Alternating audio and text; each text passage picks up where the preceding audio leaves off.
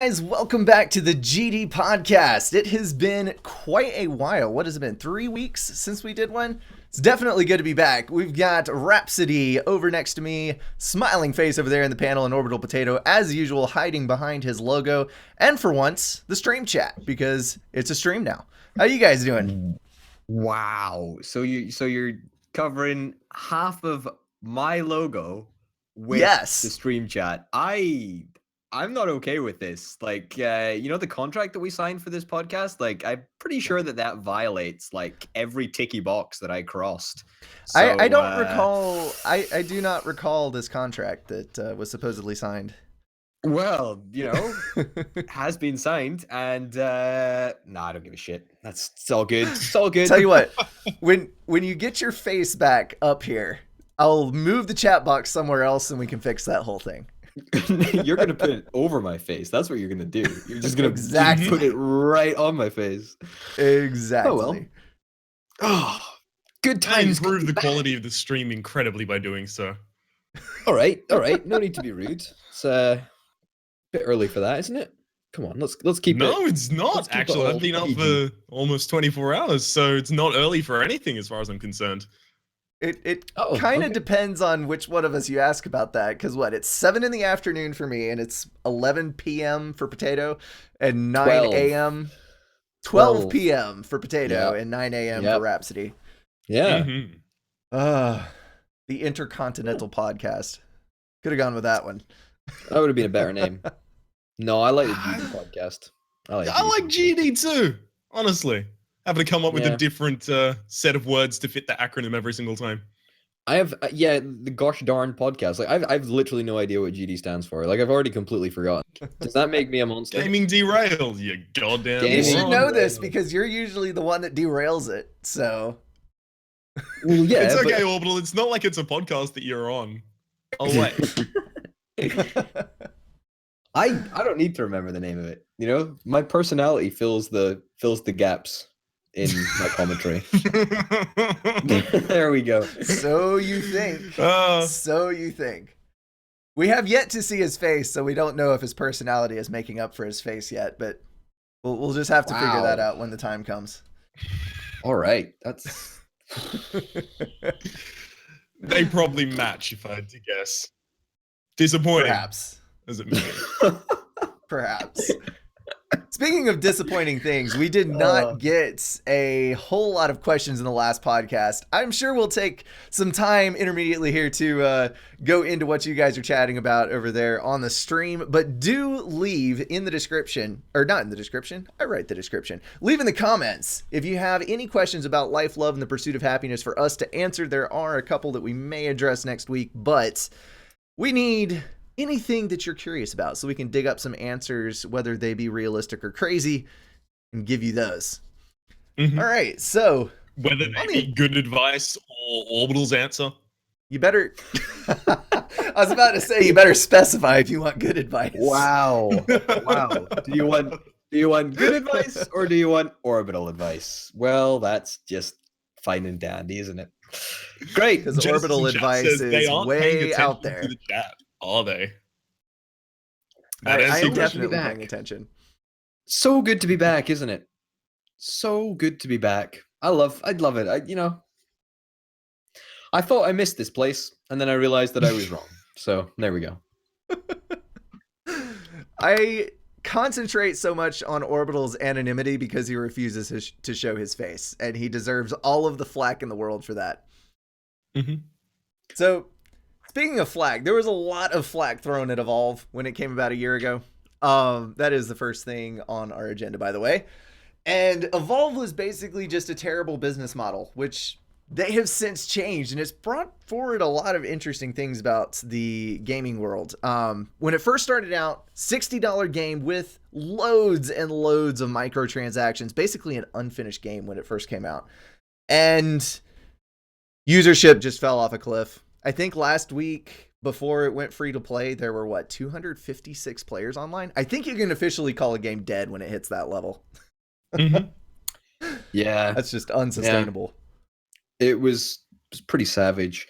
Have you guys played the new free to play game by any chance? Have you guys done that yet? I've not picked it up yet. Did not have time this week.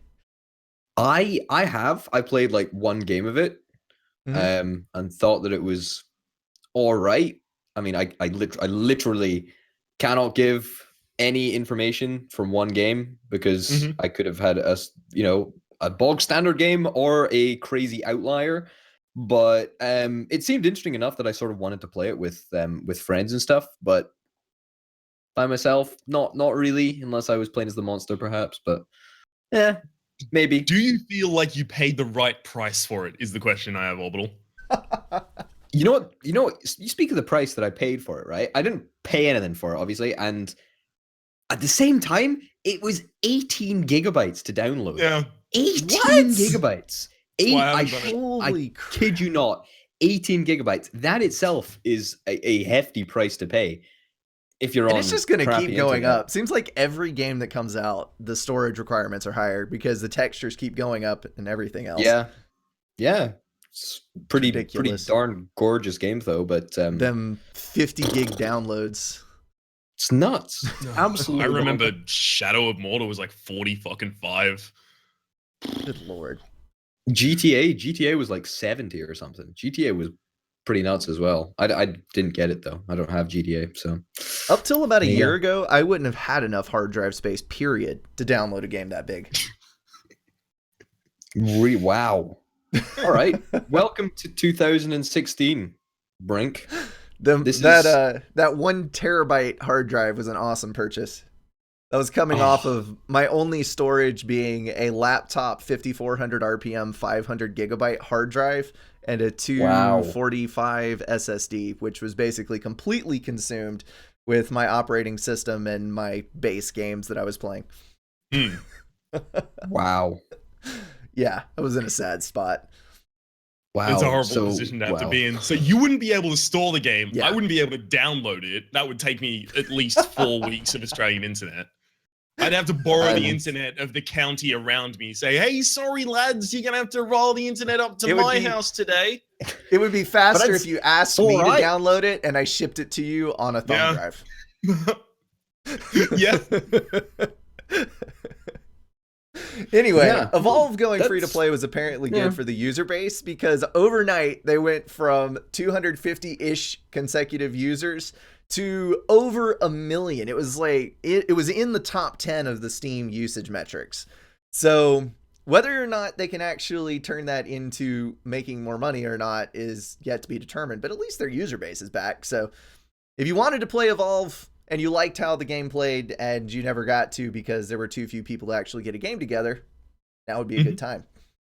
Yeah. I want to point out, technically, you mean concurrent users rather than consecutive, because consecutive is yes. Consecutive is one after there's another. There's 250 people that are logging in for 5 minutes and then logging out because their turn is over because the server was so bad for Evolve that it could only handle 1 player at a time. So it was the monster versus 4 AIs, and that was all you got.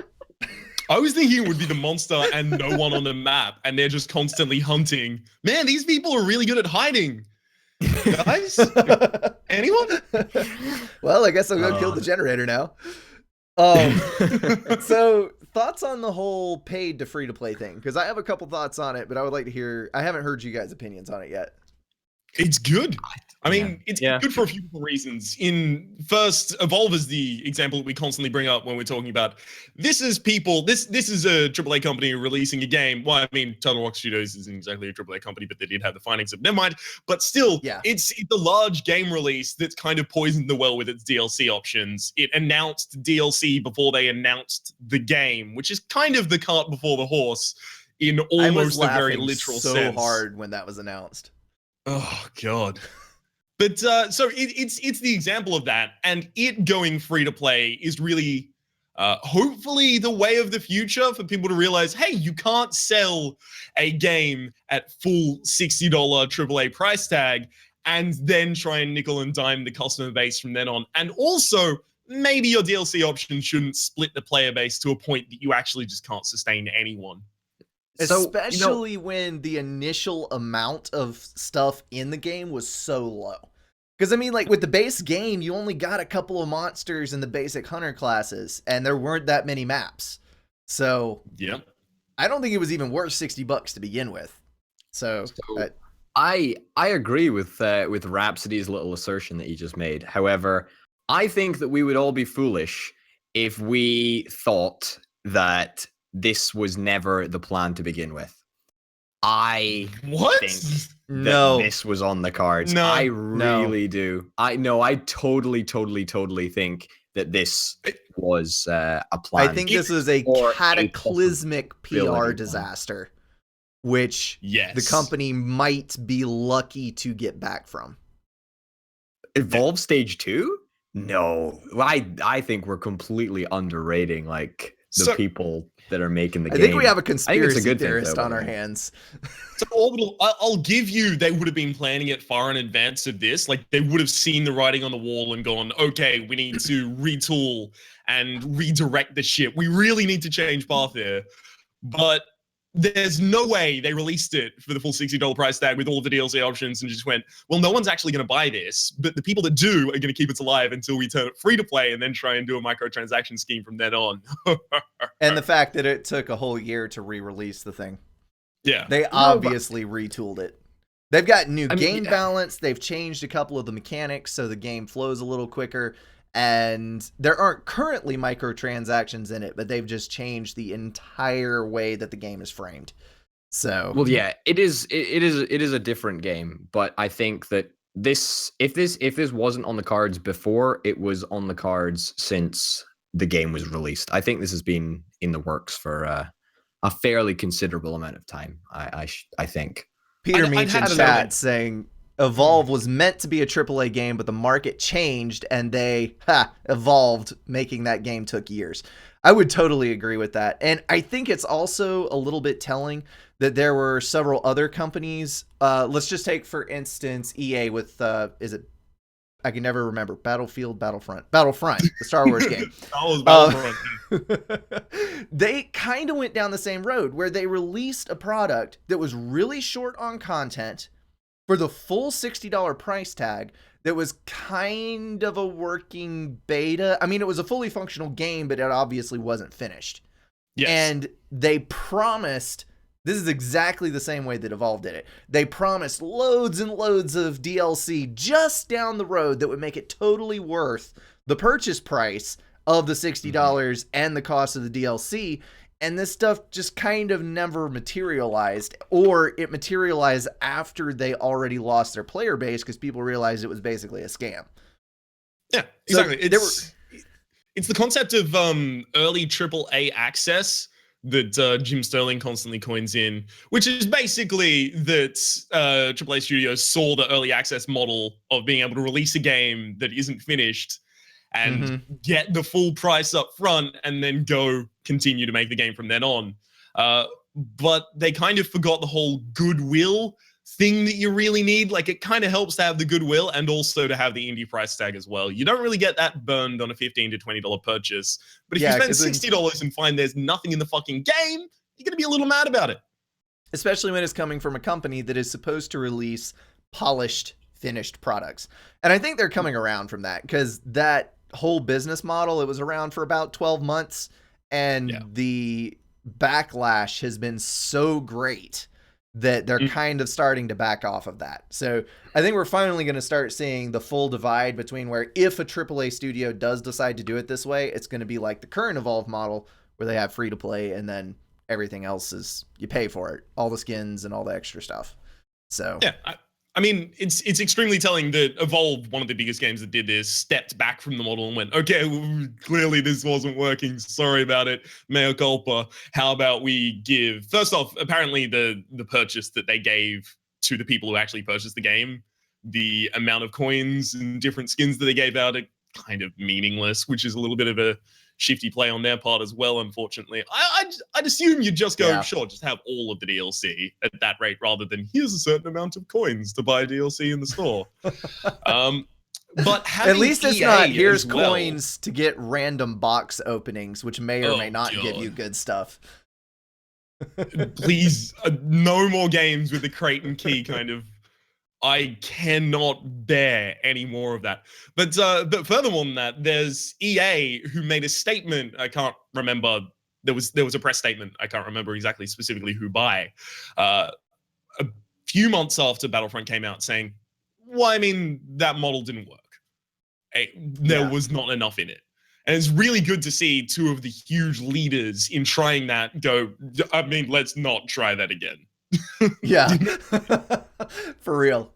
So something I want to bring up, it's a little bit further down our list, but I think it fits in with the whole discussion of value in games. Nintendo is releasing a mini Nintendo Entertainment System.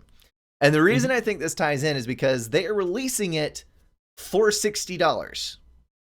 And I have heard so much crap on the internet lately about, oh, why doesn't the mini NES have the opportunity to buy more games? Because it comes preloaded with 30 of the most popular NES games. And, you can't buy more games. It has no internet connection, yada, yada, yada. And I look at this, and in my opinion, this is a fantastic idea because when people drop $60, they expect a certain amount of value. Even if you only play like 5 out of the 30 games for the NES, you're paying $60 for 30 fully finished classic games.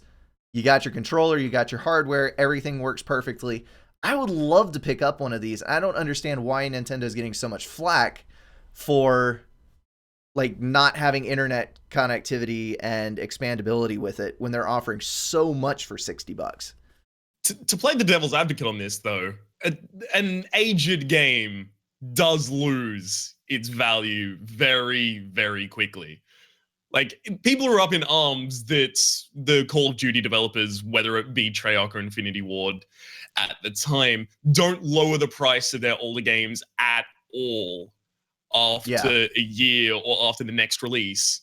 We kind of expect things to go down to about 75% of their price after a few years. So I kind of understand the $60 evaluation for 30 of the games. Whereas, sorry? You also have to consider in that, though, if you go on like, what, I forget what, is it just the Nintendo Marketplace? Whatever their digital marketplace is where you can download stuff on the Wii and the Wii U. If you go pick up their NES titles, or for the DS, they are $3.99, $4.99 a piece. So let's just say $5 a piece. So 30 games would be $150 to buy all of these games on the marketplace, which is a far lower price tag than what they originally cost. And you also have the hardware to play the games on for $60.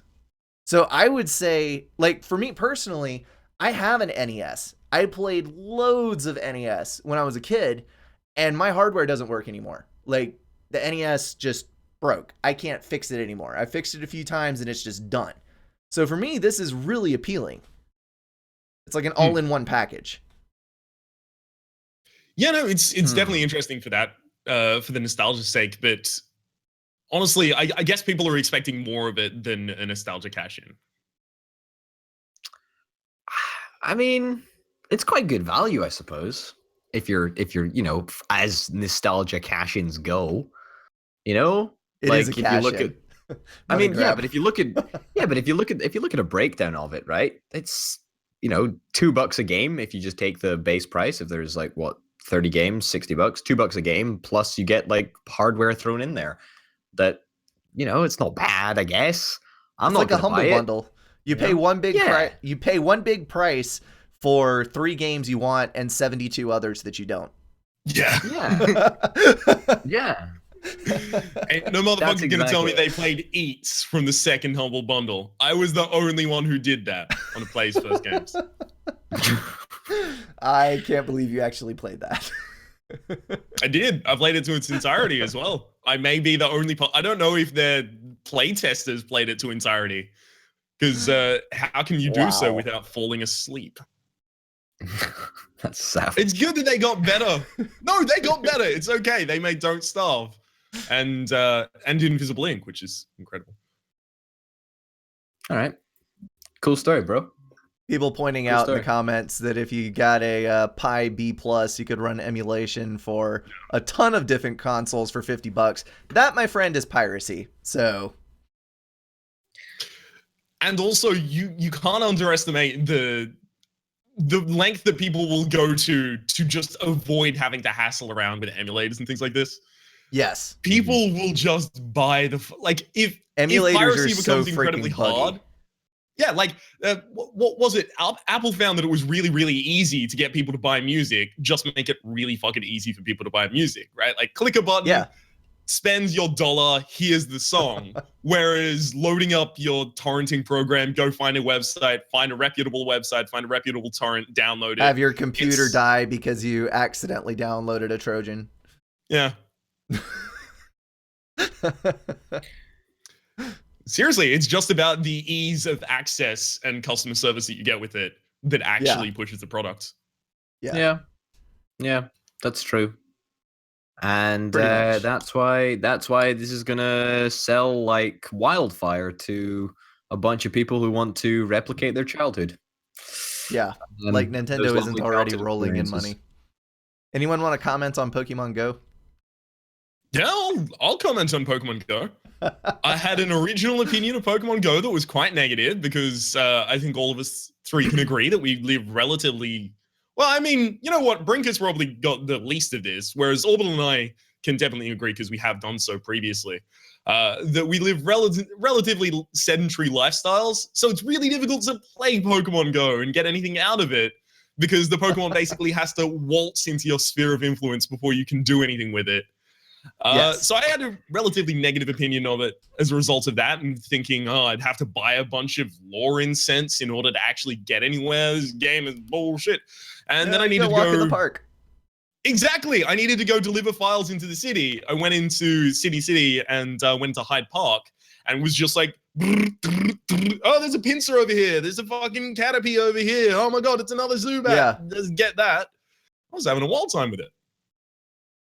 Belle and I went out to, there's like a city park out a little ways from here that we usually go to because there's a dog park out there and we take our dog over there.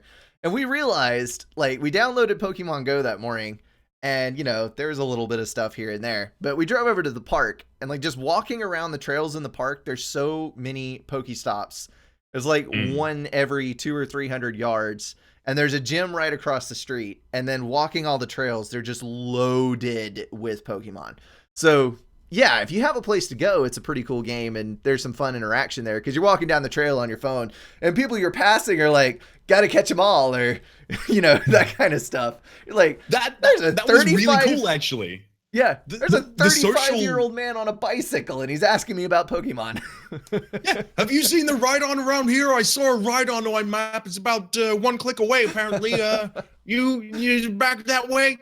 No, but in Hyde Park, I found the exact same thing. The majority of people that I saw, and this is like the Central Park of Sydney, right? That's the analogy to work with. It's really packed. In the daytime, at least. But in the nighttime, it was just bustling with people who had their phones out going, shit, Tangle is around here somewhere. Yeah. It's actually real good. Where's my Sneasel? Oh yeah. let me just go for another round. I don't think that actually describes most of the Pokemon Go people. Actually, Orbital Potato, I hate to tell you, but Sneasel, unfortunately, was in the Gold and Silver 2nd generation, so I think you'll find it isn't in Pokemon Go. Is Sneasel actually a Pokemon? Should have gone with Snorlax. Is Sneasel actually a Pokemon? I didn't actually think that I was saying a Pokemon's name. Sneasel.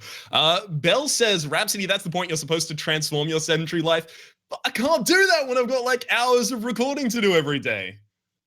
Although I do understand for Peak, at the very least, it's been really good because the eggs require you to walk to hatch them. So he's been out walking every day just to get the eggs to hatch. Oh my God. Yeah. Oh. Although it is kind of unfortunate because it tracks your steps by GPS and not by like an actual pedometer function. So Bell was pointing this out where, man, I wish it would go by steps and, you know, link with a Fitbit or the Nike Fit app or something, because then you could run on the treadmill and hatch eggs. But the app literally forces you to leave your house and go places to do things. Yeah. It doesn't let you do anything sitting in one spot. Yeah. So it's kind of cool in that aspect. Sheeple of the internet. Do not let a game define you. Don't let a Do not game let a game make make you you walk. exercise. Yes. So, if you're near Sydney, Rhapsody, were you around those? I think I saw a news story a couple of days ago about like 300 something people getting pegged with water balloon or water cannon something because they were all mobbing this apartment complex and the residents got angry. You know what? I've not heard anything about that. I'm surprised, considering I'm relatively residential to the area. No, I've not heard anything about that. I've heard, obviously like the fear-mongering headlines on tabloid TV.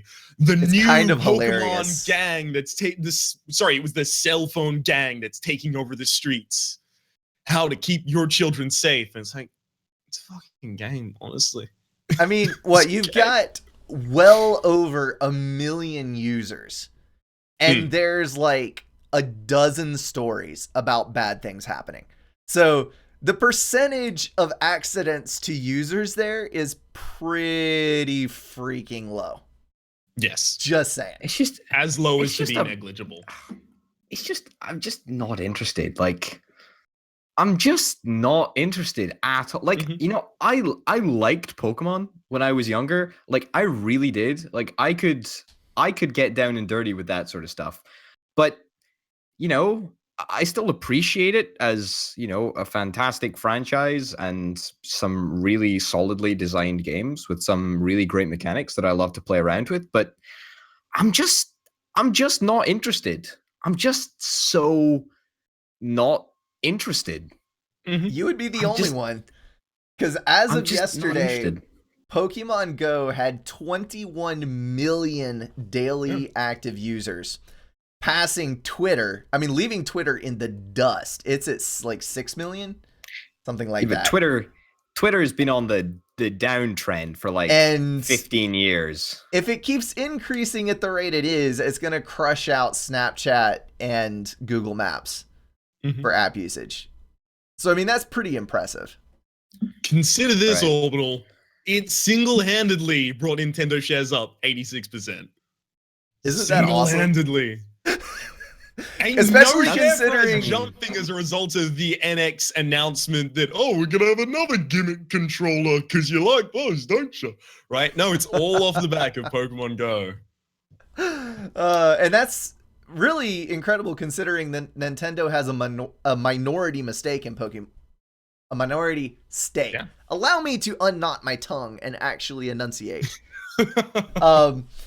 A minority stake in Pokemon Go. So it's basically all Niantic, which, if I might point out, was actually founded by the creators of Google Maps. So this is kind of, everything leads back to Google in the tech world.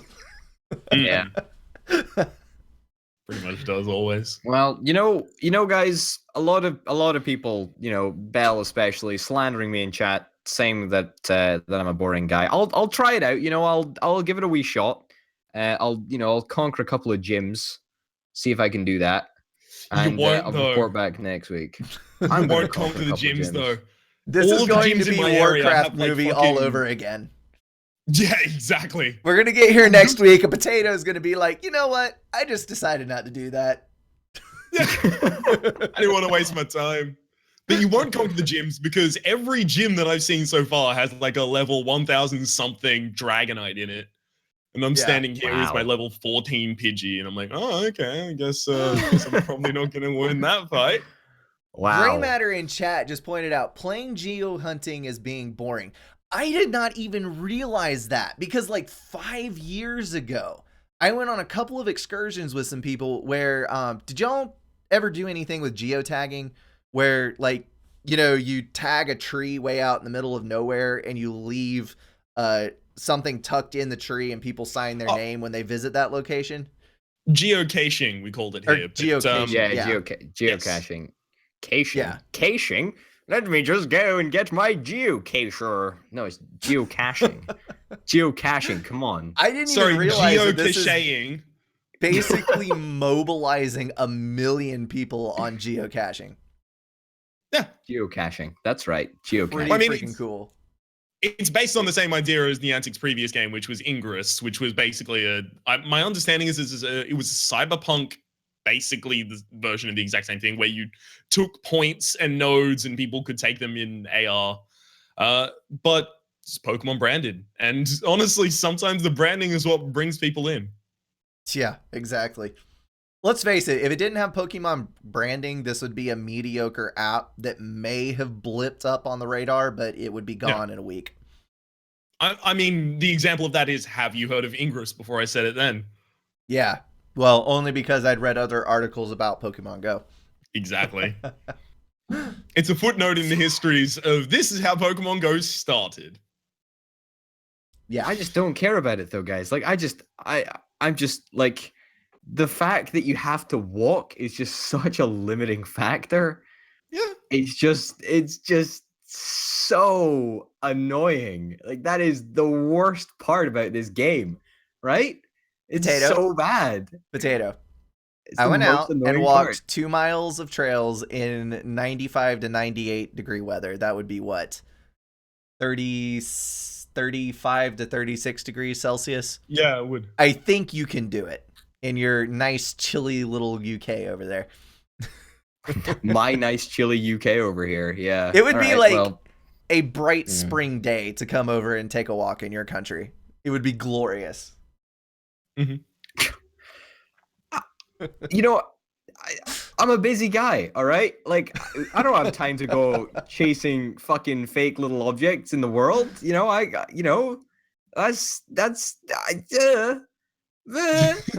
Neil Hodgkins Neil calling Hodgkins. Potato out. Is that why Potato doesn't have a webcam? He's huge and embarrassed that he can't walk? Wow. Let me say at this Wow. point, I've seen Orbital. He's a thin wisp of smoke. It's not that reason. It's that he'd be blown away by the wind. No, you know what? If that makes me a lazy asshole, then you know what? So be it. But No, you're an asshole for different reasons. Specifically, how loudly you're like, "No, I don't care about it though." That's okay. You can not care about it. You can try it it's and then have an so- informed opinion for not caring about it. You tweeted you were downloading it. What did you do after that? I downloaded it. I like caught one Pokemon, and then I was like, "Oh, well, this is fucking boring." Like, You mean the don't give Pokemon a they shit give about you at the this. start for choosing your the starter Pokemon? I couldn't even. You know what? You want me to tell you the story, right? So I was actually in a car when I first managed to like turn the game on, and I couldn't actually catch the Pokemon because I kept driving in a car too fast, and the Pokemon just kept respawning. So the game like glitched out as I was driving along at Oh, it's 70 miles buggy an as hour. hell. A tip It's- for yeah. chat. It's not just Yeah. because you were driving. Yes, if you Don't- turn off yeah. AR, you won't have as many problems with that. Yeah, I ended up turning it off, and there was less problems with it. And I caught a Charmander, I think. Hey, I well honestly done. don't know. Who gives a shit? Like people. Okay, this is another thing that I've got to say. People get really like fucking antsy. It's like, Oh, did you pick a Venusaur, or did you pick a Squirtle, or did you pick a Charmander?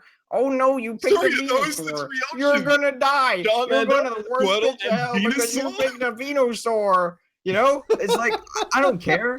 I don't care if I picked a Charmander or a Squirtle or a Venusaur, right? It doesn't matter. It doesn't matter. Look. Also, this whole like Although- team Mystic, team Introvert, or whatever it's called, I have no fucking idea what these teams are. And quite honestly, the fact that people are portraying them like they are like proper things, I just don't understand. Like, what is the dealio behind? You what do is the dealio realize you're behind talking teams? about the internet community that turned the houses of Harry Potter into a lifestyle, right? Wait, okay, Yeah. hang on. I have something to say about that because the houses of Harry Potter, as Oh, no. represented in the novels, actually had character traits associated with them. Whereas Valor, Instinct, and Mystic are just like, do you like red, yellow, Do they have or character red. traits? blue? Sorry. Do they have character traits attributed to them in the same how do I put this? With the same veracity as people online are enforcing the houses of Slytherin and Hufflepuff, etc. I mean, it was a relatively minor thing in the books, wasn't it? It's okay. So it Like, was, it was a wasn't plot point life that, and death allegiance to the houses. I mean, it wasn't life and death allegiance to the houses, but the thing is, you'd be sorted into a house by the based on the characteristics that you portray, right? Honestly, Actually, that's I not, really that's like not how Harry a sorting Potter. hat works. The sorting hat just puts you where you asked to be put, actually. You get Dude, it right. actually, no, it Get your doesn't, because Venusaur Harry out. portrayed Get your Venusaur. Harry. You picked No, a no, no. Charmander instead of a Venusaur. You're going to hell. Venusaur picker. Charmander. Look, Orbital, you keep saying Charmander, Squirtle, and Venusaur. I need you to know those aren't the 3 options you have. I don't care. Bulbasaur. Bulbasaur is the word you're looking for. And also, instead of Bulbasaur, call it what I do, Sad Onion Dog. Right? It's much more succinct. Come on, I'll it get is on board with that. statistically superior. Let me type into Google sad onion dog. Onion. Oh my goodness. Bellycat says Team Mystic for life. Yep. I chose Mystic, so did Peak. I don't So- care. It's a fucking blue logo, right? What does Oh. onion dog on Oh. Google search come up with? I need to Google this. What was it you searched? Nothing very Potato? interesting. Nothing very interesting, unfortunately. Sad Just onion mine. dog. No, it's just Sad my Onion name Dog. for Bulbasaur, Sad Onion Dog. No one else is using it. I'm gonna get it to catch on. We're starting at hashtag Sad Onion Dog. Oh my goodness, there's a sad dog staring at a pile of onions. Why does this stock Wow. photo exist? Wow. For exactly this moment. Oh no, I actually typed sad union dog. That's my bad. Replace that. It's Sad like a dog union wearing dog? like a Do you miner's get like cap. dogs dressed up in little 1970s. suits? Sad onion dog. Well, sad onion dog. All right, there you go. Jeez Louise. We're researching the important things in life here on the GD podcast. This is exactly what you need to be doing with your lives.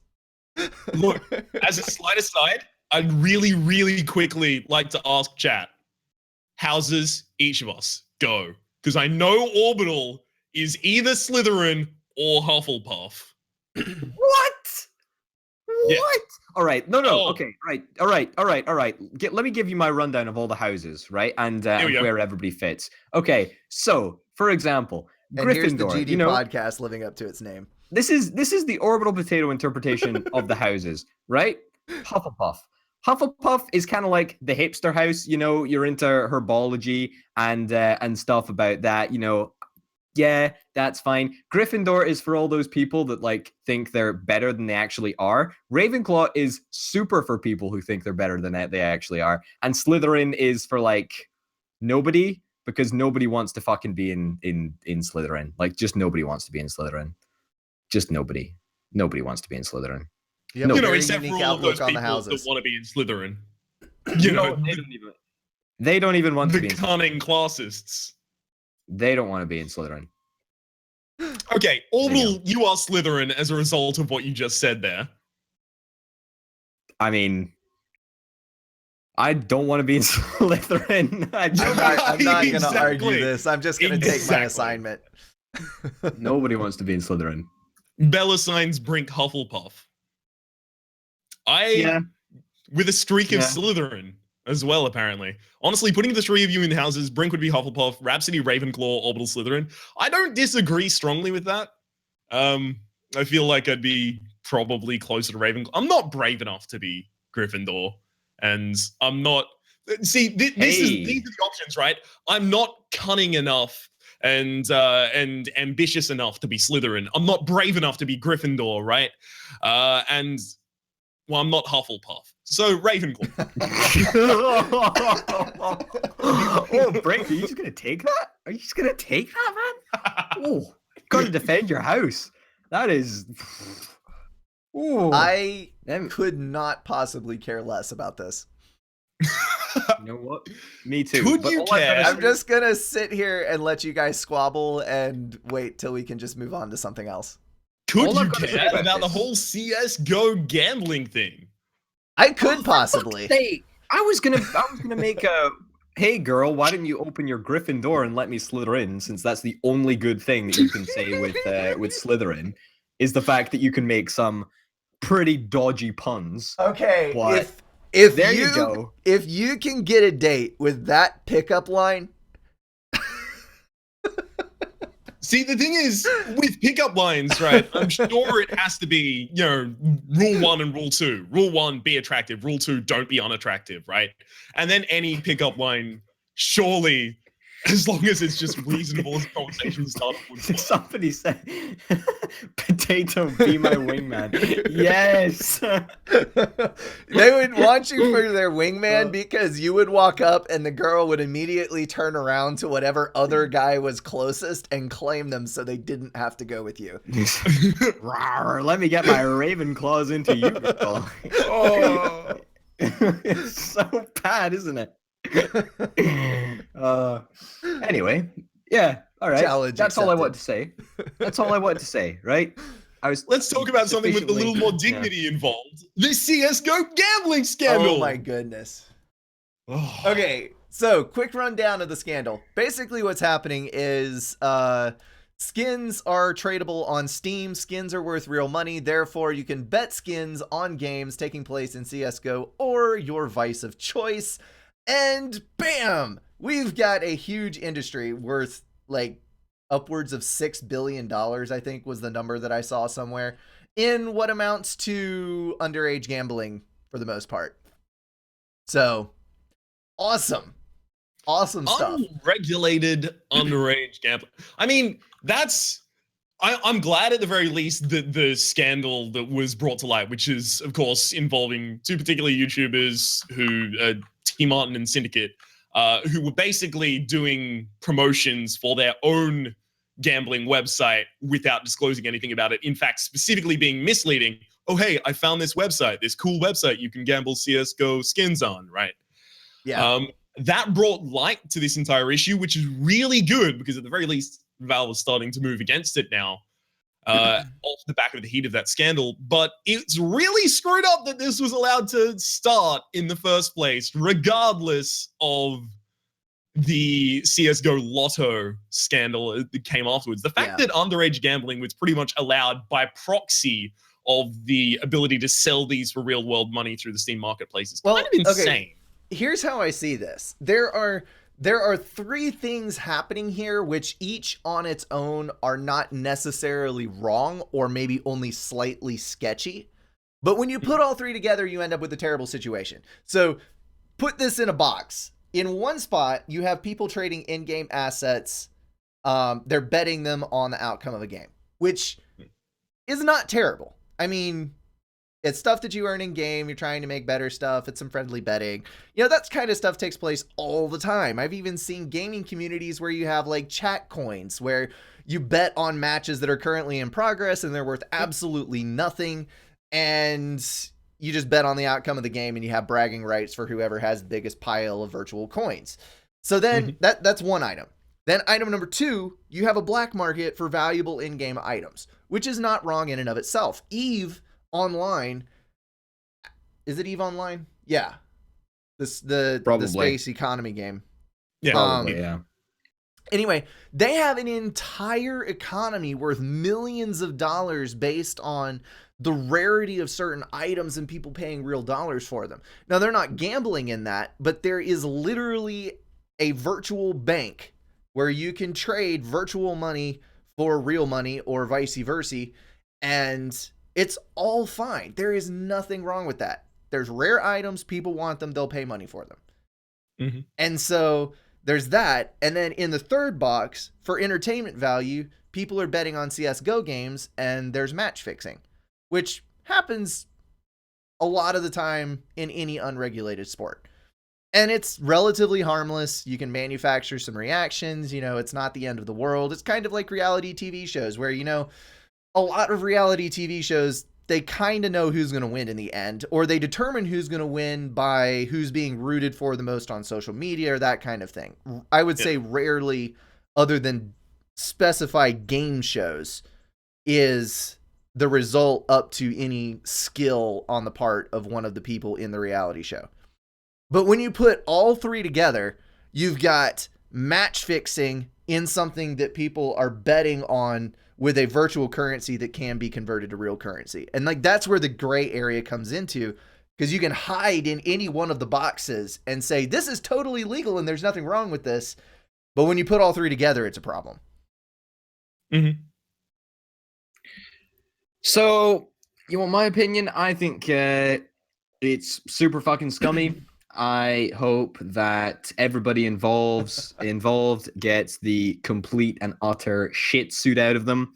And I hope that they have to pay through their teeth for the deceptive lies that they manufactured and told their audience.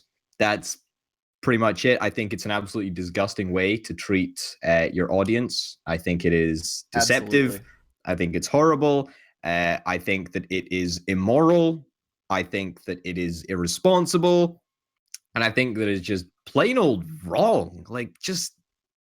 When you're making money off Why of it, would like you do you that? own stake or you own the site Yeah. on which the gambling is taking place. So you're making money 3 ways from Sunday on this whole deal. And it's it's just dirty. Exactly. Dirty stuff. Exactly. It doesn't matter. It doesn't matter who wins, who loses. You still take 8.5% or whatever the cut is. Right? It just doesn't matter. You just you're making money hand over fist, and it is so bad.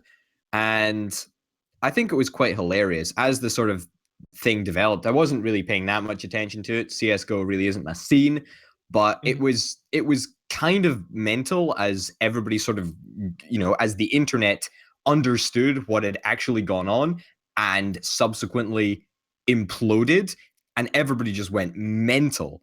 Like, everybody had something to say about this, and it was all fine until a certain amount of information came forward, and then it's like the media picked it up, and boom, everybody's mad. But I mean, it is good that it got noticed, because now Twitch is enforcing their terms of service where broadcasters aren't permitted to stream gambling, etc. So on Twitch's side, it's being restricted. On Valve's side, they're issuing cease and desist letters to sites that trade skins from Steam games. So they're cracking down from their end. I mean, I don't know what the value of the skins was before this all happened, but I'm pretty sure that economy crashed with this news. Well, I mean, it would have to. Peter in chat says, the CSGO thing, in my educated opinion, is illegal. Items do have a monetary value as the rewards can be exchanged for items of monetary value. Minors are allowed to gamble, and there are no controls. This is the huge sticking point of it, which is people constantly saying, no, this is not gambling. We don't have to deal with, actual gambling laws, because it's not monetary. But when it's a token that's easily exchangeable for money, it's money. But there is not an official source for that. Technically, everyone exchanging money for those skins, it's a black market. There's no... If Steam allowed the trading of skins for money, or they had an exchange rate for that, then it would be official. Well, I mean, you can sell them on the Steam marketplace.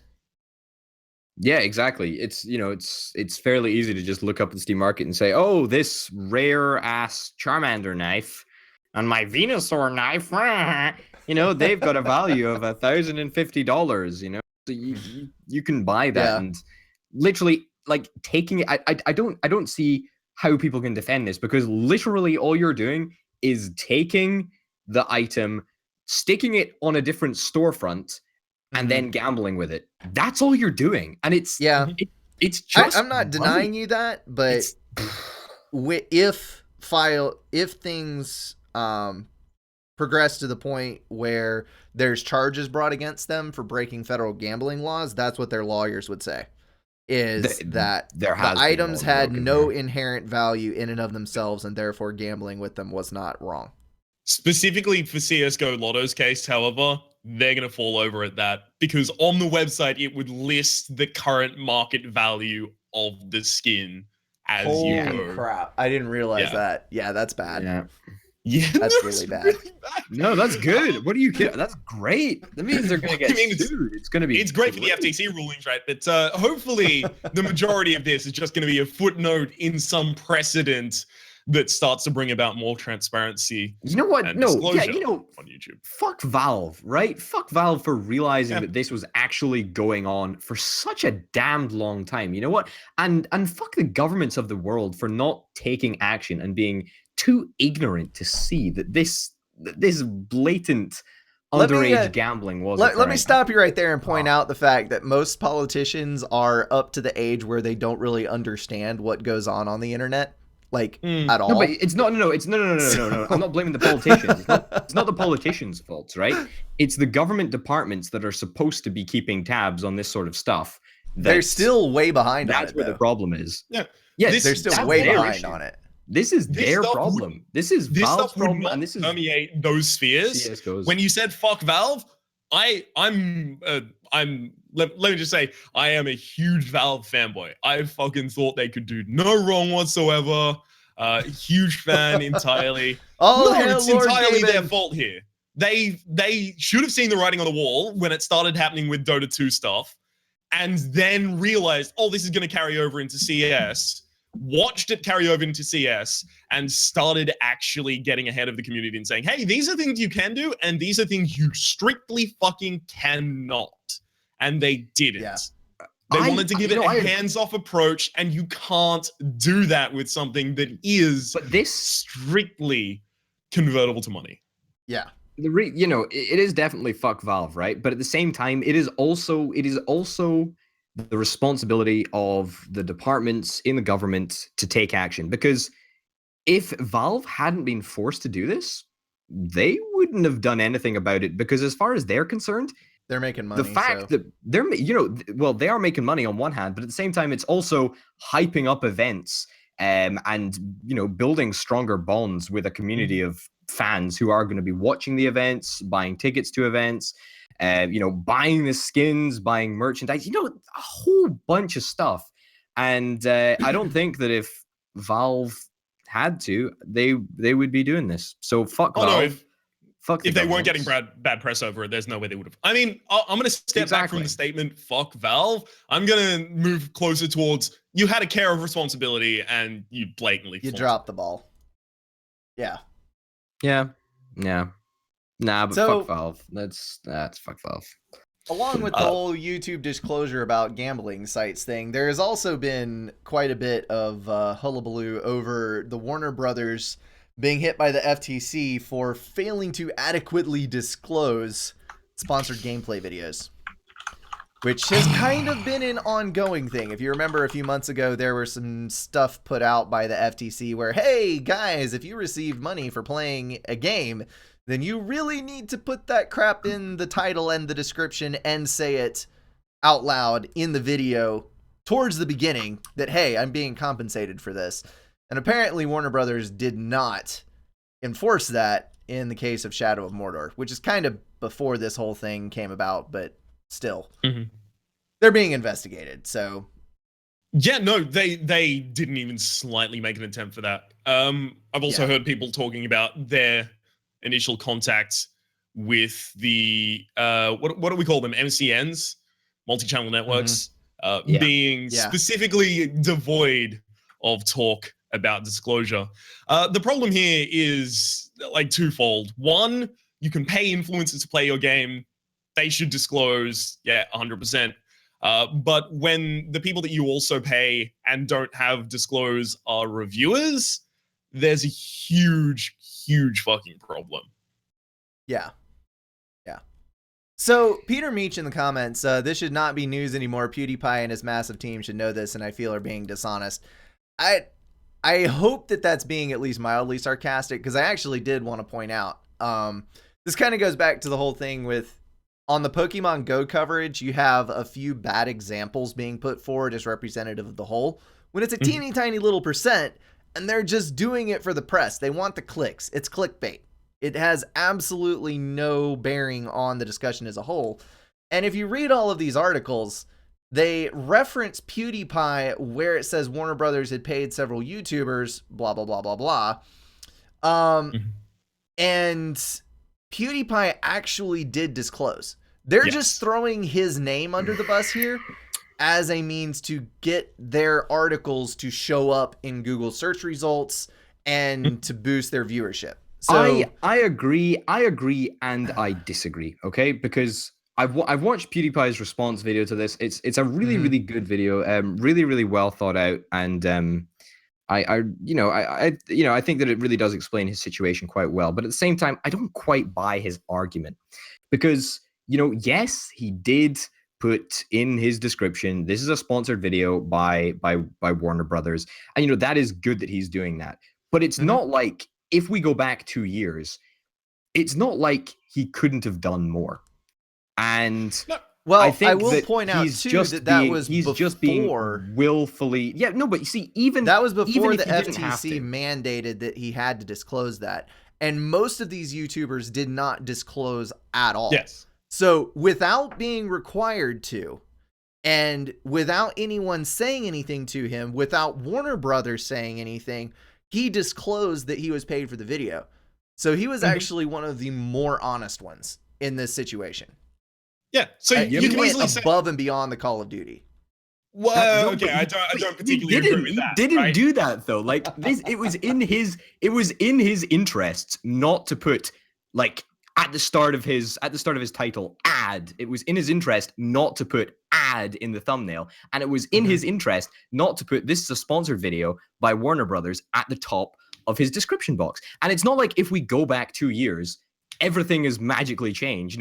The situation wasn't drastically different. Sure, the FTC hadn't released rulings, but there were murmurings of this. There were discussions about ethics. There are discussions about how stuff should be disclosed.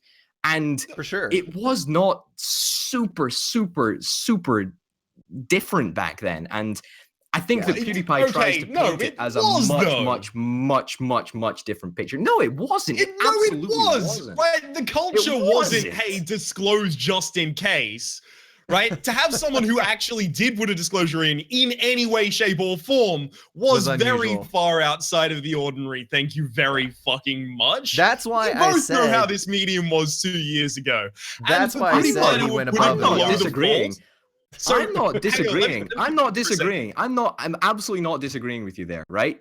But the fact PewDiePie to have put it below the fold is a problem. For him to have not stated in the first 5 or 10 seconds, hey, this is a sponsored video, enjoy, is a problem. For it to not to be in the title, I mean, that's above and beyond the Call of Duty. But sure, that's another thing that could have been done. But to have his name dragged through the mud as the forefront of this, of basically the titles for a large amount of these articles, where there's a bunch of people who just had no disclosure whatsoever, is a problem. And PewDiePie obviously has learnt. He's moved from them and constantly has huge disclaimers everywhere for his content. I'm not a huge fan, but that is the way that you have to do it. Yeah. Total Biscuit has been leading the charge in the same way that Peter was saying in chat. Hey, I'm not the greatest TV fan, but he has been way ahead of this stuff for declaring since before it was law. And yeah, he's been a huge consumer advocate in the space of disclosure, and it's really good to give him credit for it, but also to understand that other people who didn't have, as TV does, a law degree, didn't really. He's a lawyer. He knows this stuff. Exactly. They didn't have a landscape to work with, so people were doing the best they could. I understand that for 2 years ago. If your problem at the moment is someone uploading a video and putting it below the fold, sure, that's scummy. But 2 years ago, putting it below the fold was still much ahead of what anyone else was doing. Yeah. I simply just don't agree. I do not think that PewDiePie should be dragged through the mud for doing something that was out of the norm. But at the same time, at the same time, he's definitely not a saint by any stretch of the imagination. If things, no one in that area, no one was. You've got what? TV and can anyone else? That doesn't matter though. Morality is the. That doesn't matter. But when you're looking at it as a sliding scale, you can't go, oh no, it starts at not good and then goes to 0. Yeah. But the culture of the time kind of condenses the scale. It concatenates it down to, hey, he was kind of the best of the bunch at that point, actually, for the largest coverage. Disclaimer, TB is not a lawyer. He has a law degree. Exactly. That is true. That's true. Yeah. Sorry. No, Terminology is important. I'm not buying it. I'm not buying it. No, I really think that that ethics were a thing in 2013 and or whenever it was, 2014, 2013. Who knows? But no, I So many don't know. years ago in the past, just it really really- doesn't even matter anymore. You know, to an extent, I buy his story, but not fully. Like, just not to the fullest extent. That's a little bit. Yeah. Just it's a sticking point for me. Not a fan. Not a fan. But hey ho. There So- you go. Potato, a little birdie told me that you have a really crappy story you want to tell. I mean, I don't really. It sounded better in actuality. It's really crappy though. So So it is a truly crappy story, which you do not wish it is to a share with the truly world. crap. It's a truly crappy. Okay, you know what? You know, you twisted my leg. Let's do this thing. All right. So we'll talk about it later. We'll talk about it later. It wraps into something else quite nicely. So we'll Oh, come we'll talk on. about it later. No. We'll talk about it later. I guarantee you. Like later in the podcast, we'll talk about it. I guarantee it'll come up. I'm 100% sure. 100% sure. So Well then, it'll happen. on to what we've been doing this week. I have not had a whole lot of time to explore any new games. I've been playing a fair bit of Overwatch and Hearthstone in addition to Subcom 2 and Total Warhammer. Someone earlier in the chat was asking, so have you puked yet while you were playing Supreme Commander 2? No, actually. I've been enjoying it quite a bit. But I did want to touch on, there is a patch upcoming for Overwatch. The long-rumored buffs to D.Va are on the way, and I cannot wait for that. I'm going to put in a few hours on that one because I'm kind of excited about the changes that they're putting, but that's pretty much all I did this week. So, yeah. So okay, uneventful. all right. So there's a couple of Overwatch changes that are coming. One of the major ones that is going to be hitting pretty darn soon, apparently, is the fact that only one hero per team is going to be allowed in competitive mode. Yes. And I wondered what you guys thought about that, because this is a major way to the game, to the gameplay, and a way to the game, and a major change to the way that the game was intended to be played as well, I think. So what do you guys think? I think it's a really good thing considering the fact that the current trend is basically 2 tanks, 2 heals, 2 assaults. And there's a couple of characters that are particularly good in each of those classes, and you were getting a lot of doubles, which was kind of crimping how the game was playing. So overall, I'd say it's a good thing, but also competitive mode is still going to be crap because it takes a huge time investment, and I just don't want to put up with all of the weirdness that goes into competitive. So it's a nice fix, but overall the game mode is so broken that I don't think it's actually going to change anything. Yeah. I mean, you all get right. out of competitive what you put in, and I'm not willing to put in enough to enjoy competitive. One That's game what it's of gonna be. competitive would be what I would typically play in a sitting of that game. And I would rather cycle through 4 or 5 different matches with a few different players than invest an entire hour into one set of games against a set number of other people where I feel really bad about, like, if I have to leave in the middle or something. It's not for me. Maybe it's for some people, but it's not for me. I mean, I've been trying to get into it, I'll be honest, but the fucking placement matches are taking so damn long. Like I've just been getting really bored of playing placement matches. Like I think I played really, 3 really annoying. placement matches and gave up. Yeah, I mean, I think I'm on 5, but I think that I haven't played that in like a couple of days, so I don't know. Yeah. I don't have much faith in competitive. I'm just going to be happy when they change D.Va over, because they're kind of changing D.Va to be more like Bastion in that your deflection ability doesn't really have a cooldown. I think it's like 1 second when you deactivate it, but it charges over the next 10 seconds. So you can activate it and hold it down, and it will deflect incoming projectiles, kind of like a shield, but you don't have that super long wait time. So it'll be able to deflect a lot more damage, which is going to help. The problem that I had with D.Va, it's a really fun player. It's a really fun character to play, but it seems like you can never get the ultimate before you die because there's no mechanism for healing. and there's no good mechanism to deflect damage. So I'm really looking forward to this change, along with the 10% or so decrease in charge time, which is going to be nice too. And she doesn't get killed by her own ult anymore, and it triggers 3 seconds rather than 4 seconds after she jumps out of a suit. Much less time It's all to run around away. good news for D.Va. Might become OP, but I would be okay with that. What about the new what? hero? Actually, what do we think about her? What about Anna? the new hero? Yeah. Can I just say I love that they had an Arabic speaking naturally voice actor do the voice lines for her and put in Arabic lines as well. Like, major props for that. I like her. I like her a lot. I like her legendary skins where she's young again. I like her interactions with other characters that I've seen. The lines of banter, the interactions that they have, which is really cool. Yeah. I just like her overall as a design. The only problems I was going to have with her was like, oh, what if she just puts one to sleep and then just headshots them? I mean, that's going to be shit. People are going to play her as an assault character. No, can't headshot with her. And also, I don't believe you can even deal damage when they're slept without waking them up. Yeah. So it's honestly, all of the problems that I thought I was going to have with the character were pretty much assuaged after watching her play. Nice. I'm excited. It's like a really creative hero class, like a sniping healer. I think that's absolutely fantastic. Like that's something that we've not really seen in any arena first-person shooter games. It's great. I love it. I haven't seen the gameplay videos of that one, but it's always struck me.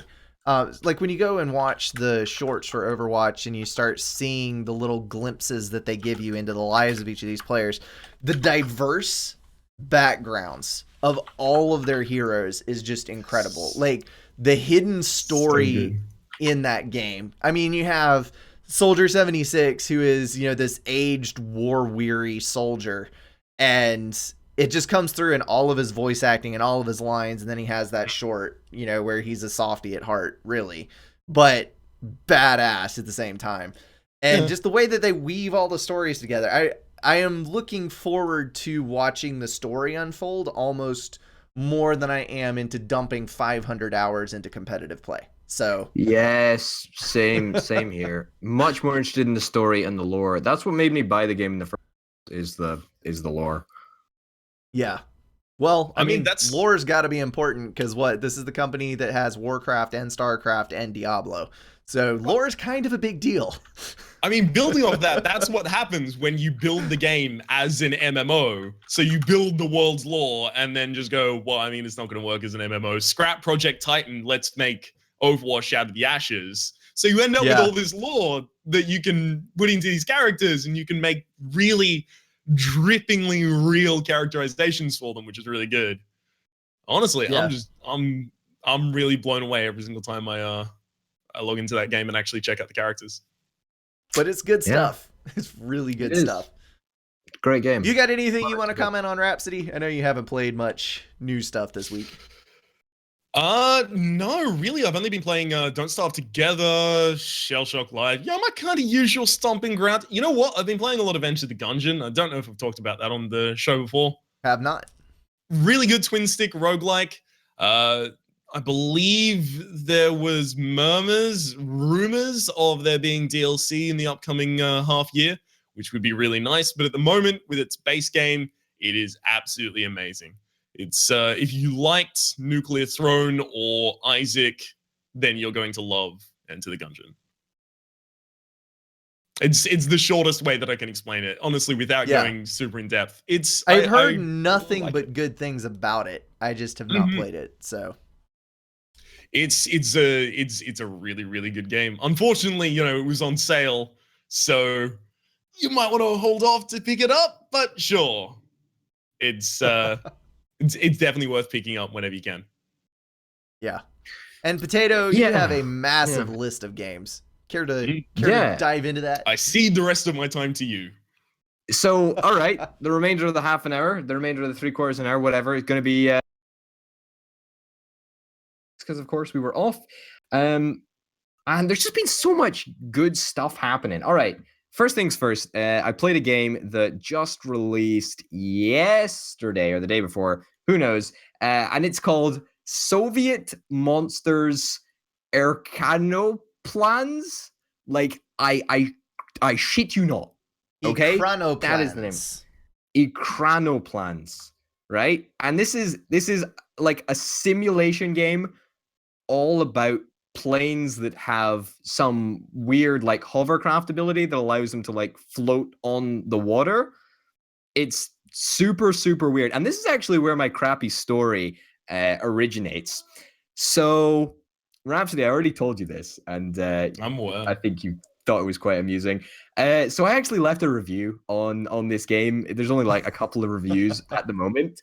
And I left a video and I was like, oh, you know, this game's not great. The planes are kind of cool, but it's not great. And the developer like commented on my review. And I just cringed so hard. I'm cringing right now that the developer commented on it and saw my bad review.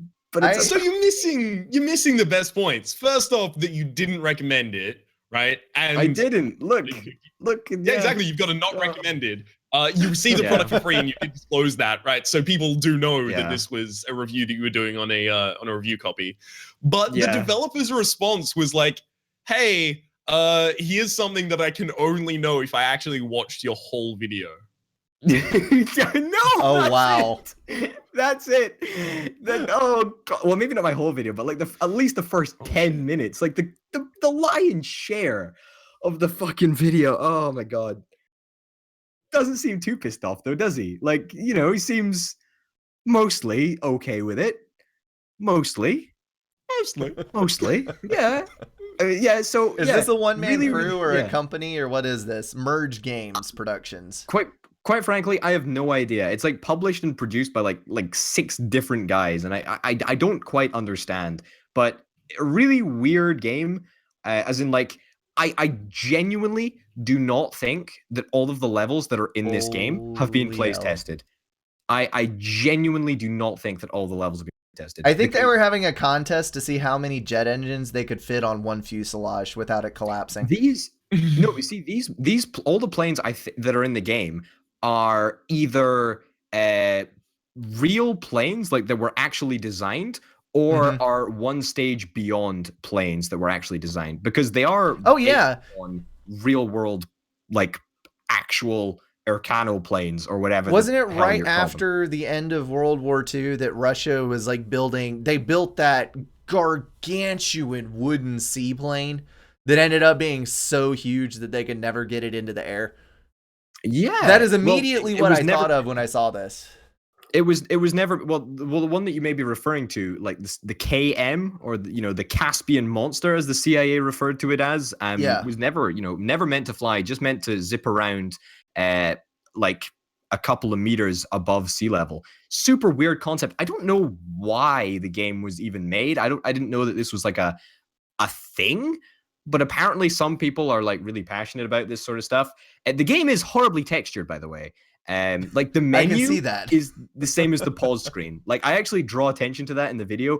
And the if you press escape in the game, you literally get the same slate that you get in the menu, except at a better resolution, because it's horribly upscaled in the menu. There's not even options in the game to adjust the volume. Wow. There's not even options in the game to adjust the volume. Let me just repeat that. Sounds decidedly There's not even unfinished. options in the game. I went through a level. I went through like 5 painstaking minutes of driving like skimming over the water from one point to another point, right? For like literally 10 minutes. In one of the vehicles that it said I could complete the mission in, and I ran out of fuel on the way back. Like, that's hilarious. I ran out of fuel, and I didn't even, I went direct there. So, holy cow. Yeah, not even sure if all the levels have been play tested. I genuinely just don't know. But there you go. That was one of my experiences from this week, and my nice cringy story for you as well. So there you go. Although Orbital, I think you should load the RSD from the harbor list if you want to deliver them in locations. ESL much?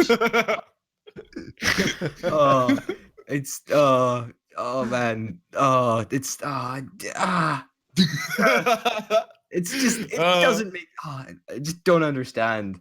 Like the RSD is like this missile. Just for some context, this RSD is like the missile that you're supposed to be dropping off at multiple points down this coast. You get in the plane, you drive. Apparently, you need to load them up or something, and I was just completely unaware of this. However, even though I didn't load them up, I still got the prompt of unloading the missile when I got to the point. So, like, wow, this game is broken. This game is just broken. Like, it just straight up doesn't work. And I got it for free. You know what? The concept is really fucking cool. Like, the planes are amazing, and the concepts they're based on, super awesome. Super awesome. Like, I love planes. Access. It's a full release in that kind of shape. It's a full release. I've been keeping an eye on this diamond in the rough for literally a year at this point. Like, it was supposed to come out last year sometime, and it's pretty much been a year since I first caught wind of it and requested a code for it.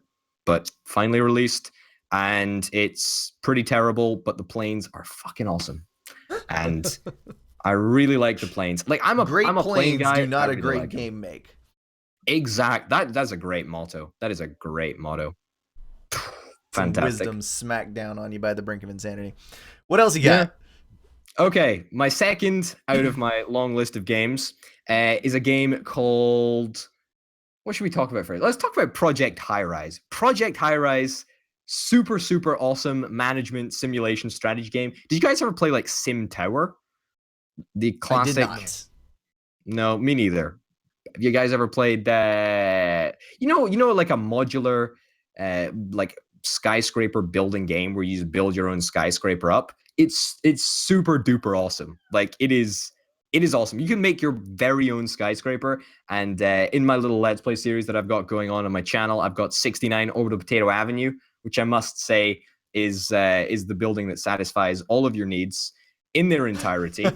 You can live, work, and eat in the very same building. It is a cracking game. I'm really loving it. It is great. It's a truly great game. I would actually really recommend it to you guys. I like it. It's really good fun. It's really good fun. It's cool dope. beans. It's dope, guys. One thing not to get, one thing to get. Yeah. All right. And then one thing that's kind of in the middle, and Rhapsody, you can pitch into this one, right? Crush your enemies. All right. Sort of a barbaric, literally barbaric mushroom wars, I guess. Kind of like real-time strategy. Point and click. Little kind of cutesy game, casual game, I would say. Simplified RTS, like a strongly simplified RTS. Like, there are in certain levels resource gain, but it's like drag your people here and then drag them back. It's really simplified mechanics for it. Yeah. Yeah. What did you think? We played it together. So what did you think? I think that the mascot has a ton of chest hair that is very awkwardly placed. It looks like a man bra. It does. Maybe it is. It looks like he's got like coconut bras with flares up the top. Maybe their graphic design artist wasn't sure how to draw nipples, so instead of drawing nipples, he just put more hair. Mm-hmm. I think this is a totally plausible explanation. Entirely plausible. It does have positive on Steam. It's only got 2 negative reviews and I believe 49 positive. It's only very recently released. I'm trying to talk about things that are strictly non-subjective. I played the game with Orbital. He's uploading it on his channel and I'm not uploading it on mine. Can you tell what my opinion might be? You didn't really enjoy it, salty did you? much? You didn't like it. You didn't like it. Oh, yeah, he was super fucking salty. Super salty, man. I'm typically not the salt factory when it comes to online games and recording, but that series is probably the closest you'll see me to salt. And the reason I don't upload it to the channel is the same as the reason I was salty, which was I wasn't having fun. And it's just not for me. I believe Orbital has a completely different opinion of it, but for my taste, it was really poor at explaining itself. It had a nice graphic style. It had a really nice sense of humor about itself, which was honestly quite pleasing.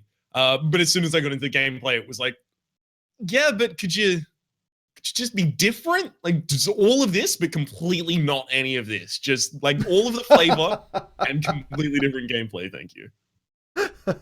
I mean, yeah, I don't really think it was a game that particularly fit with a game that you wanted to play. I mean, I loved it. I thought it was a really like quirky, little, interesting, casual RTS. Not something that you're going to sink like a gazillion hours into. After you play with your Charmander, you know, sort of thing. You know, you're not gonna get as much out of Crush your enemies as you are at a Pokemon Go. But it was really good. I can't imagine myself playing, but you know, a couple of multiplayer matches here and there. I think that it's quite interesting, and I hope that they add some more multiplayer matches so that there's more good stuff going on. Really, because I really enjoyed it. I thought it was very, very good. Pretty darn unique in the way that it used like the floor tiles mechanic as like a territory capturing sort of system. I liked it. I thought it was good fun. Good game. Orbital, you know what? Here's where we can agree. I'm glad that one of us enjoyed it. All right. I'll sing praise to that. That sounds great. I'm going to take my turn derailing this thing because I think right. Rhapsody has a really cool point on this. I'm 100% sure that if you guys are like me, you have had comments on your channel asking why either you didn't cover fill in the blank game or you did cover fill in the blank game or why such and such is happening on the channel. And what Rhapsody said right there pretty much sums up everything about my decisions for what I do. If I'm having fun, it is going to be good content and it's going to be really fun for me and really fun for you guys. And if I'm not having fun, then it's not going to be fun for anybody because you're going to hear me just grinding my teeth through the microphone and that's it. Mm-hmm. So this goes, I think, pretty much across the board for any YouTuber. If you're looking at their channel and going, I wonder why they did that thing. Probably your reason. Yeah, I've recorded I've done this a few times actually to this point where I've gotten 20 to 25 episodes deep in a Let's Play without uploading an episode yet and just going, no, I don't need to do this. I'm not having fun with it. I canceled Fallout 4 22 episodes in because I was just like this. I thought it would be good. Is we it all that know time? your Is opinion it that on Fallout time in 4? every episode for me to... No, but I mean, it's actually relevant to that conversation, whereas it usually isn't. For example, another one would be Hearthstone, which is something that I built my channel off at the very start. And a lot of people will constantly comment, hey, where's Hearthstone? Why not playing any more Hearthstone? Because I'm not enjoying it at the moment. And I'm not going to make good content on it. It's as simple as that. Pretty much. Yeah, make what you enjoy unless you have to make something. Otherwise, it sucks to be you, I guess, if you have to make something that you don't enjoy. If you don't enjoy making something if you don't enjoy making something on YouTube and then, putting it out, I think that audiences see through that. People aren't stupid and they can totally see if you're not having fun. Even if you mask it up, if you're not having fun, it's going to shine through. And I think that's going to get spotted out. So make sure you're having fun, folks, if you're a famous YouTuber. What's that old saying? Do what you love and you'll love what you do. Exactly. Totally super obvious, but honestly words to live by. That's why find a job that you enjoy. Yeah. That's why it's super important that with sponsored deals and things like that they are things that fit with your channel and things that fit with something that you're interested in. Because otherwise, you're not going to enjoy it, and people are going to see through that and go, well, they're doing it for the money. Oh, I should probably disclose, by the way, that I was paid like £3,000 to play Soviet monsters or Cano plane. So just so that more than the entire budget for the game. Yeah. So and you still had the balls to give them a negative review. Well done. Staying true. What else you got up your sleeve, Potato? All right, so that is what 3 out of 5. Next thing on the list is Democracy 3 Electioneering. This is the brand new electioneering expansion to Democracy 3, which is of course the politics simulation game, and it's great. I love it. It just adds a whole bunch of new features that I really really love, and I think it's good. I think it's really really good. And this is something else that's kind of cool. I'm really gonna try and mod this game because this game is super super easy to mod. It's just a bunch of whole text files that you need to like manufacture, and I really want to give my give modding a shot. So I'm excited about this expansion. I think it's going to be really really good fun. I played it. I loved it. You guys should get it. I got the game for free. I didn't get the game for free. I got the expansion for free, and I thought that it was truly amazing. Love it to bits. Love it to bits. Coolio. What is final thing on my list? Do you have final thing on my list? Oh yeah, Solitaria. I still don't know how to say it. Solitarica. This is kind of like a casual card game that's also a roguelike, and it's really really good as well actually. Like it's super super super super super super super good. Might And, I point out that I love it. typed exactly what you put on our agenda into the Google search, and it came up with pork tapeworm pictures. Pork. Okay, let me retype. Let me retype. Solitarica. I think that's about as far as you can possibly get. Pork tapeworm. Oh man, no, but seriously, did that make its way onto the stream? It did. It did, in fact. I thought it was valuable to everyone's experience here. Seriously though, you guys should play this. It's a really good casual game that you can just sink like a little bit of extra time into, and it's super super good. Like Rhapsody especially, I think would like it, but I think that there's also something in there for you, Brink. Just mindlessly clicking away. I know that's kind of your jam, so I think you'd enjoy it. I think you'd enjoy it. Ouch. Hey, there's nothing wrong with mindlessly clicking away. I mean, just to chill out after a long day's work. There's nothing wrong with that. Nothing wrong with that at all. There isn't, and there definitely isn't anything wrong with that in relationship to games that are based around solitaire. I'm gonna check this for you, but I'm pretty certain I have just under 200 hours in Fairy Solitaire, which is straight up just solitaire. I mean, it's Steam. not. This is not actually solitaire, right? It's a solitaire-like game, so it's more of.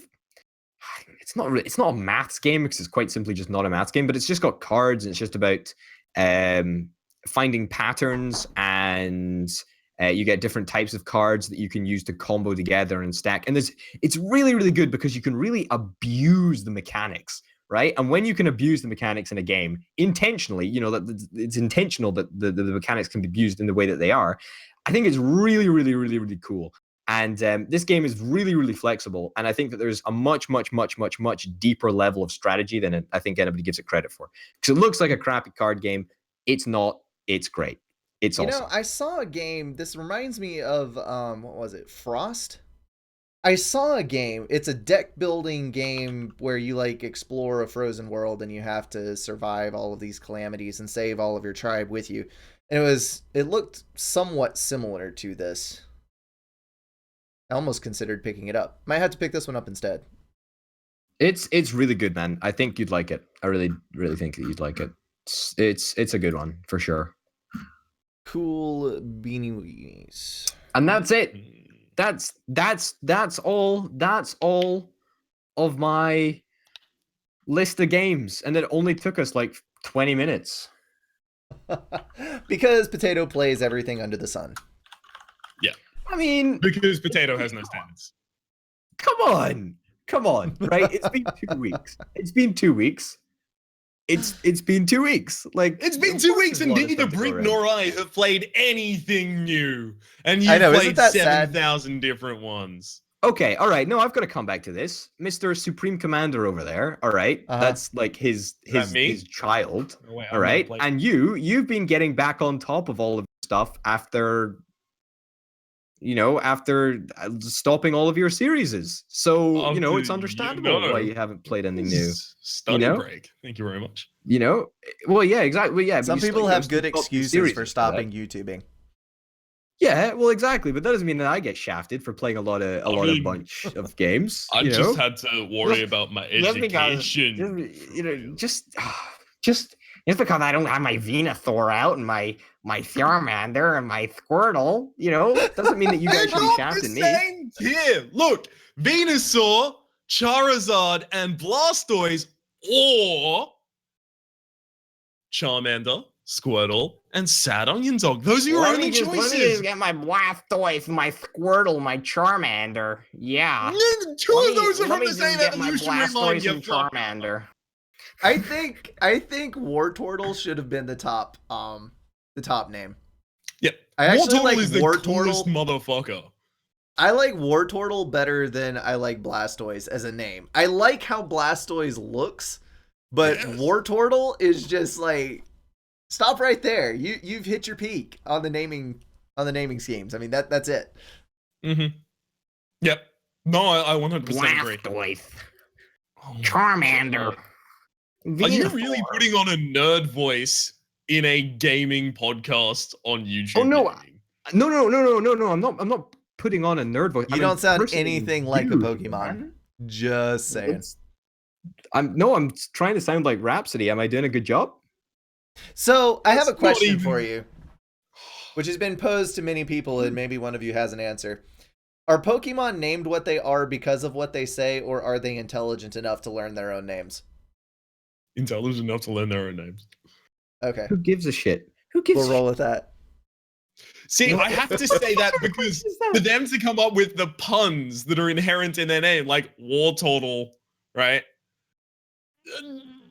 For them to come up with the puns inherent in their own names, they would have to be of higher intelligence than it would take for them to learn their own names. That said, there are a bunch of circumstances in the animated series where Ash encounters Pokemon that have never seen humans before, and they're like, Paris. And it's like, oh, fucking, like, who taught you your name?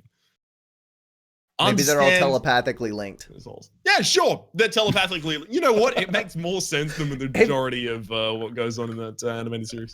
Okay, so before we leave this thing, I'm going to go back to Supreme Commander 2 as the game that I've been playing, because I just finished up last week the Aeon campaign, and this is probably the most physically painful aspect of Supreme Commander 2 for me, is the fact that the entirety of the Aeon faction is named with puns.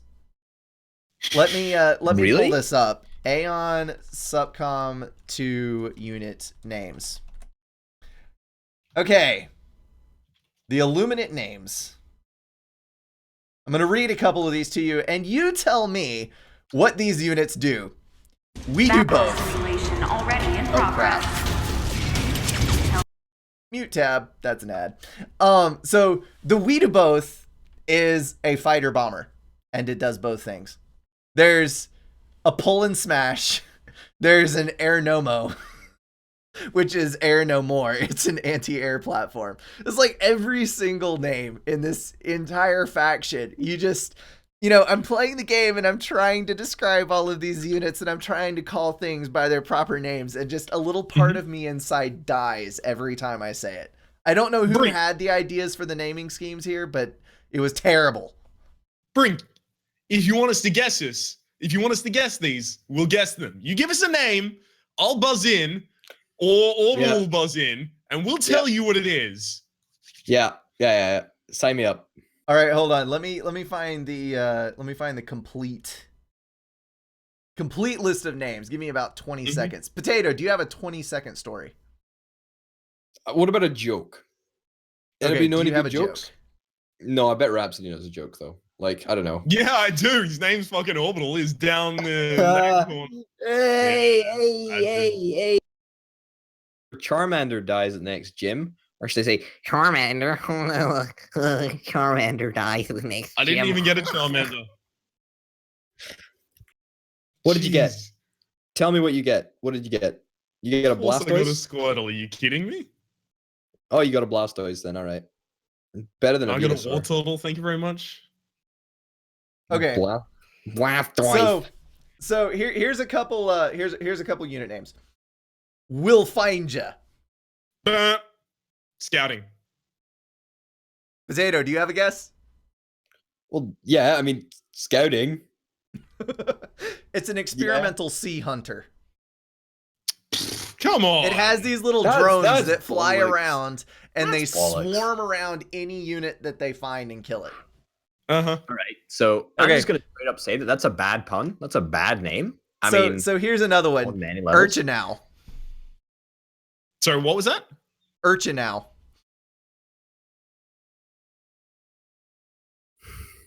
Basic infantry. Potato? You know what? I think there should be a competition of who gets there first gets the only guess. Like, Okay. fuck the Yeah, second I guy. mean, Okay. buzzing in. No It's one a else play is on buzzing in. it's a play on hurt you now. And Yeah. it's Yeah, an no assault fucking- block. No like shit, super Sherlock, front loaded like, high damage unit. All right. There's the surpriser. Invisible. Yeah, you didn't fucking buzz, you little bitch. All right. Yeah, you're right. Some form of invisible unit. Oh my goodness. No, it is actually a gunship, and I don't know why it's named that because it doesn't make any sense. I was playing mind games, Orbital. I was feeding you the wrong information. I knew it was a warship. These names are truly atrocious. All right, come on, let's keep this game going. I like this. Bubble Dow. Let's do this. A submarine. No. Submarine. Oh, for fuck's sake. What is it? Shielding unit. It is. It's a shield generator. Oh no. Oh no. The best around. Oh, We did it, that's so chat. bad. All right. Next unit Come on, name. let's go again. Kihola.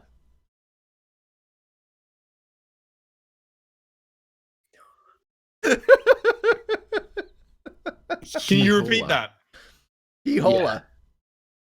Country I just of laughed origin. so hard I bit my tongue and now I'm bleeding. Beep. What I'm you gonna got, say Potato? artillery. I'm gonna say artillery. Wrong. Ah, damn. I tried. It's an air transport. All right, I got one more good one. This is a good one. Fistouche. Sorry? Fistouche. I can't even say it without laughing. Fistouche. Like buzz, Spelled like a melee, Fistoosh. Fistouche. like a melee unit of some sort, like a melee unit, No. like fist something. Artillery, then maybe. Okay. I would guess. Mortar, bazooka, artillery, yeah. It's a mobile missile launcher. Yeah, that would be my second guess. Yeah. Okay. I'm done. Wow, that is. Oh wait, They're not I even. just saw Yeah. there's a mobile sniper drone named the Shotja.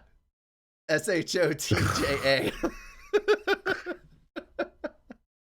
Like This that's is straight out so of the naming bad. conventions for the orcs in Warhammer 40k. Pretty much. This is gonna be like the naming convention for my. Hello, Birth Be Quick. You were. Hey, wonder how you got that name. You know, You and, only made it through 7 contractions before you fell out of my wife. There you go. That's bad. That's bad names. Like that on so many levels. That's so bad. Like they're not even good at describing what they do. Like, oh my god, that's such a fail. Such a massive fail. All right, guys. Ah, jeez. Now that you're either rolling with laughter or crying in agony, we're going to leave this GD podcast in the past. Thanks, as always, for tuning in. It's great to have Rhapsody and Potato along for the ride. Glad to be here. Yeah, it's been fun. It's been great.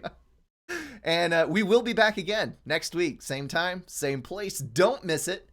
Don't forget to leave comments and questions in the comments. And we'll see you in the next one. Thanks for watching. Adios. Bye.